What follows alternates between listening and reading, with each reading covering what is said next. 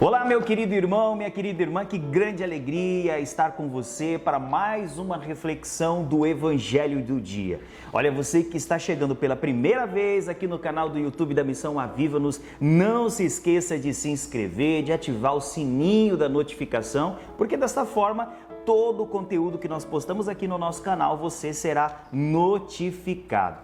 Hoje, quinta-feira, dia 22 de fevereiro, primeira semana da Quaresma. No dia de hoje, a igreja celebra a Cátedra de São Pedro, a missão que Jesus deu a Pedro de governar a igreja. E o evangelho do dia de hoje está em São Mateus, no capítulo 16, versículos do 13 ao 18. O que diz para nós o evangelho do dia de hoje? Chegando ao território de Cesareia de Filipe, Jesus perguntou a seus discípulos: no dizer do povo, quem é o Filho do Homem? Responderam: uns dizem que é João Batista, outros Elias, outros Jeremias ou um dos profetas. Disse-lhe Jesus: e vós, quem dizeis que eu sou? Simão Pedro respondeu: tu és Cristo, tu és o Cristo, o Filho de Deus vivo. Jesus então lhe disse: feliz és, Simão, filho de Jonas, porque não foi a carne nem o sangue que te revelou isto, mas meu Pai que está nos céus. Eu te declaro, tu és Pedro, e sobre esta pedra edificarei a minha igreja, e as portas do inferno não prevalecerão contra ela. Palavra da salvação, glória a vós, Senhor.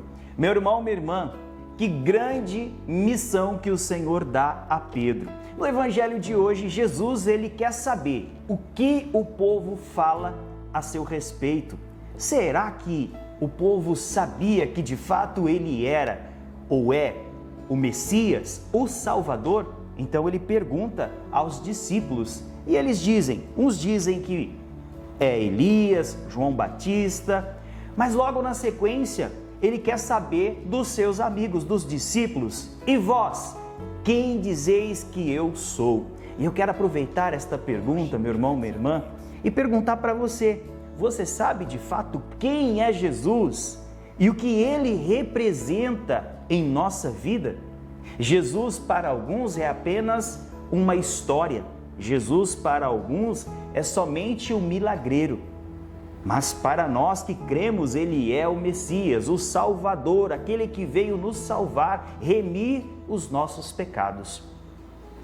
Então, Jesus responde a Pedro: tu és o Messias, o Filho de Deus. E Jesus diz que foi o próprio Deus que revelou isso a Pedro. Não foi obra da carne, nem do sangue, mas o próprio Deus que revelou isso a Pedro. Então diz: feliz és tu, Pedro. E logo na sequência ele diz: eu te declaro, tu és Pedro, e sobre esta pedra edificarei a minha igreja, e as portas do inferno não prevalecerão contra ela. Veja que nesse momento Jesus está falando no singular. Ele, em Pedro, funda a Santa Igreja Católica Apostólica Romana. Pedro então assume a cátedra de governante da igreja, o primeiro papa da igreja. Meu irmão, minha irmã, é interessante nós prestarmos atenção na dinâmica do Senhor, na pedagogia dele. Ele não escolhe os capacitados, mas ele capacita os escolhidos. Pedro, um pecador, alguém sim, pescador, simples, humilde, é escolhido para uma missão grandiosa de governar a igreja de Cristo, a igreja que o próprio Senhor fundou. E hoje nós temos a grande graça de fazer parte desta igreja em toda a sua estrutura, que continua sendo um meio para a salvação das almas. Ninguém pode entrar no céu senão através da Santa Igreja Católica Apostólica Romana, porque para entrarmos no céu nós precisamos dos sacramentos. Veja que no versículo 19 diz assim: eu te darei as chaves do reino dos céus. Tudo que ligardes na terra será ligado nos céus, e tudo que desligares na terra será desligado no céu. Essa autoridade está sobre a igreja e os seus sacerdotes, os seus presbíteros. São aliás, pelas mãos do Padre que nós recebemos os sacramentos. Um sacramento valioso e o ápice da nossa fé é o da comunhão, é a Eucaristia. E para termos acesso a ela, para termos aí a nossa vida em dignidade, precisamos do sacramento da reconciliação, a confissão. Portanto, como disse Jesus a Pedro, tudo que ligares na terra será ligado no céu, tudo que desligares na terra será desligado no céu. Então, pelo sacramento da reconciliação, da confissão, nós recebemos o perdão do céu, mas esse sacramento ele é dispensado através do padre, através do presbítero, que é a linguagem mais teológica. Então, que grande graça que nós temos. E Jesus também ele traz que a igreja ela passaria por provas, por tentação, e nós vemos que isto é uma realidade. Os ataques que a igreja sofre, aquilo que nós passamos, e às vezes o ataque vem não só de fora, como também de dentro. Mas nós nos apegamos na promessa do Senhor. As forças infernais não terão eficácia contra a igreja de Cristo, porque a igreja é do Senhor, é de Jesus. Então que Deus seja louvado por isso. Tenha orgulho de ser católico, mas não seja um católico meia tigela. Conheça a fé católica, conheça a sua igreja, porque a gente só pode amar aquilo que nós conhecemos. Não seja um católico de participar somente ali do domingo na missa, de viver uma fé rasa, uma fé superficial, mas mergulhe na doutrina. Você sabia, católico, que a sua igreja tem uma doutrina? Eu gosto sempre de dizer que o bom católico, ele precisa ter em casa a Bíblia, o catecismo, o terço, o crucificado, os sinais da nossa fé. Mas o catecismo, ele é a doutrina social da igreja. O bom católico precisa conhecer o que a igreja pede para que nós façamos. Existem regras, existem leis e nós precisamos conhecê-la. E quando nós conhecemos a igreja, nós amamos mais e mais. Quantas acusações nós sofremos de alguns irmãos, né? Dizendo que nós somos idólatras, e esta não é uma verdade, porque nós adoramos somente a Santíssima Trindade, Pai, Filho e Espírito Santo.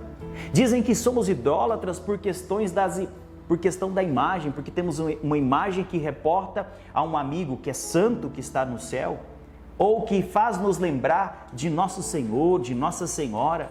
Mas falam isso, acusam-nos de idolatria, porque não conhecem de fato, primeiro, as Escrituras e também não conhecem a doutrina da igreja, porque se conhecessem não fariam um juízo temerário deste. Quando nós temos uma imagem, nós usamos como se fosse uma espécie de foto, para lembrarmos daqueles que estão no céu. Alguns não acreditam nos santos.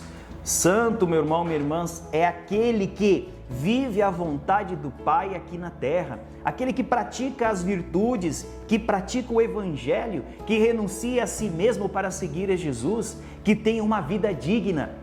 E para a igreja, dizer que uma pessoa é santa, ela passa por muitos estudos.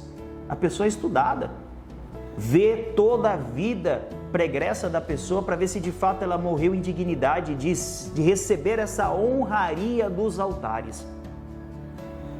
E que grande graça que nós temos de ter os nossos amigos santos na glória e poder pedir-lhes a intercessão, porque eles não têm o poder de realizar milagres, mas intercede ao Pai por nossas causas. Alguém vai dizer assim, não, mas só se vai a Deus por Jesus, e é verdade. Ninguém nega isso, a igreja também não nega isso.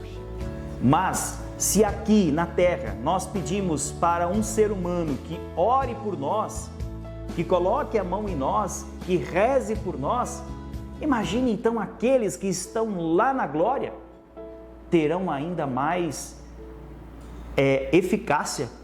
A nossa oração será muito mais eficaz, nós vamos pedir a intercessão.